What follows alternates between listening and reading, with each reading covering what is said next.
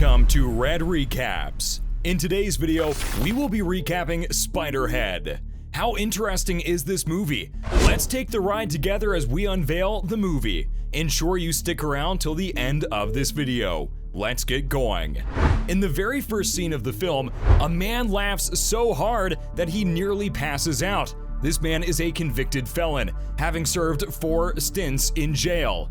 The man is being interviewed, but the interview is cut short due to his inability to stop laughing at numerous catastrophes throughout the world prompted in the interview. We witness the same man making his way back inside a prison called Spiderhead Penitentiary and research. A man is awoken from a long sleep to find that he is being led away somewhere, blindfolded and all. The people taking him away have a scientific background and track every action of the detainees.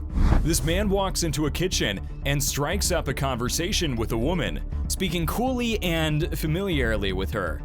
Both of them are felons serving different sentences. We flash back. The world looks peculiar, as if he were under the influence of something. He looks around at a few things, including a factory, and admits that he enjoys watching it. While seated in his room, he thinks back to a time when he led a simpler lifestyle, thinking back to casual parties with his girlfriend.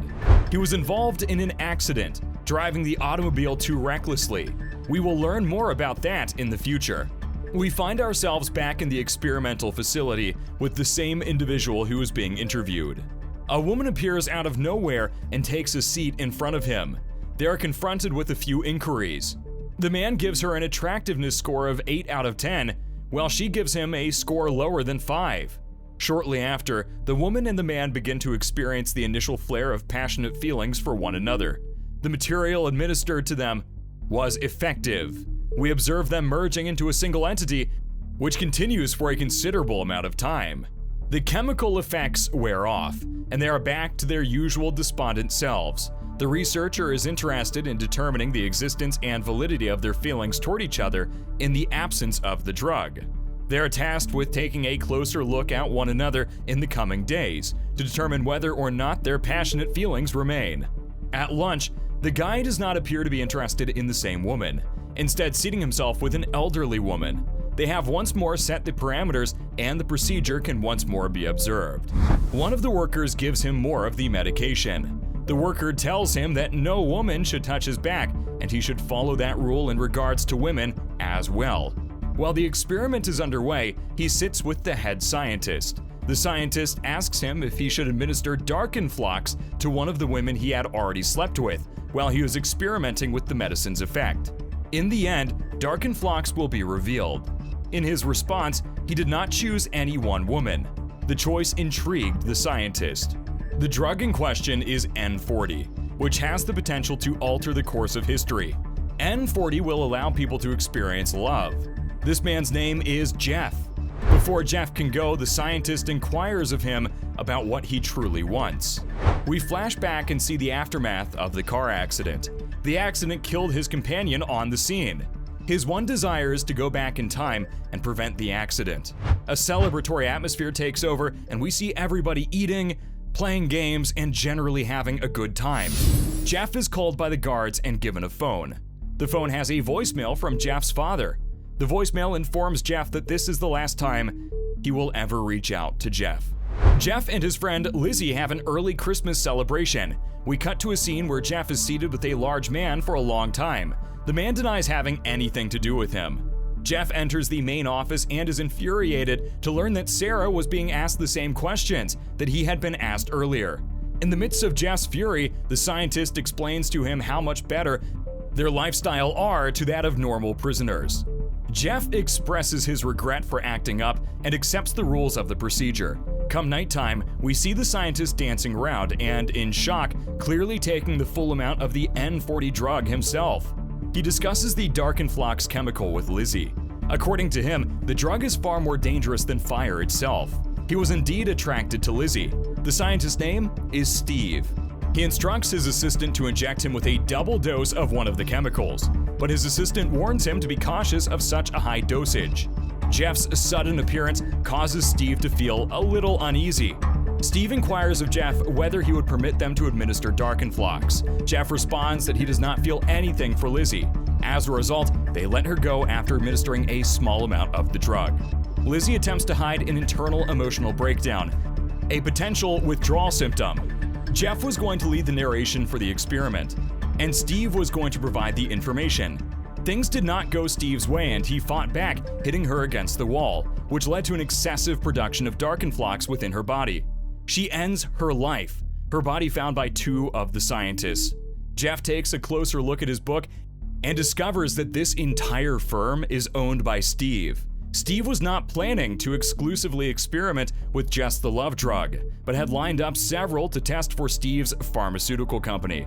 Steve returns, following an unpleasant intuition.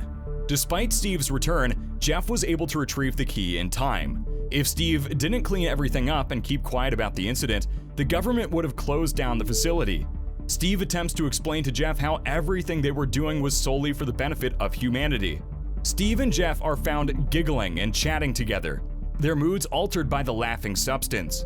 Jeff looks at Steve with a degree of mistrust. Lizzie was also given Darkenflox, which caused her to develop a phobia of staplers. Steve loved the unfolding events and had a lot of questions. Jeff and Lizzie felt more comfortable around one another. We discover that there was an additional female passenger in the automobile during the accident, who was seated in the trunk. His driving under the influence of alcohol claimed 2 people's lives. Lizzie feels his grief and physically comforts him. Jeff became more enamored with Lizzie over time. Looking over Jeff in great detail, Steve discovered that Jeff has a strong affection for Lizzie and how he self-medicates with a significant quantity of love substance. Steve reveals to Jeff that Darkenflox is going to be handed over to Lizzie today. Jeff immediately reacts negatively. Steve tells him to return in the morning so that they can begin again. When Steve's assistant enters Jeff's room, he locks the door and asks him about the red substance that was distributed to all of them. He divulges every single fact concerning Steve. The only thing Steve cared about was a medication known as B6, the red one. Steve's helper ended up working against Steve. The following morning, Steve prepares for Jeff, who will decide whether or not Lizzie will get Darkenflox. Steve hands his phone over to Jeff in the hopes that he would be able to free her with the material. Jeff denies that he has the phone, enraging Steve. We learn how Lizzie lied to Jeff about her own history. She was not involved with a bank robbery. Her baby died inside her car years ago due to her negligence, a secret she kept from Jeff for a very long time. She went into Walmart for work and left her child in the car for 3 hours, which led to the occurrence of the prohibited thing. Jeff, upon hearing this, lets the stuff out, but into Steve's instead of hers. His assistant had replaced his drugs with Darkenflox, which caused him a great deal of discomfort. We discover that B6 is a drug that controls people and makes them do as they are taught. Originally, the chemical was going to be referred to as OBDX, which suggests submission.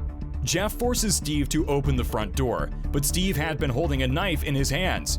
Before they begin fighting, Steve throws all of the Darkenflox vials into Lizzie. This causes things to swiftly heat up and brings the conflict to a head. Lizzie will end her own life.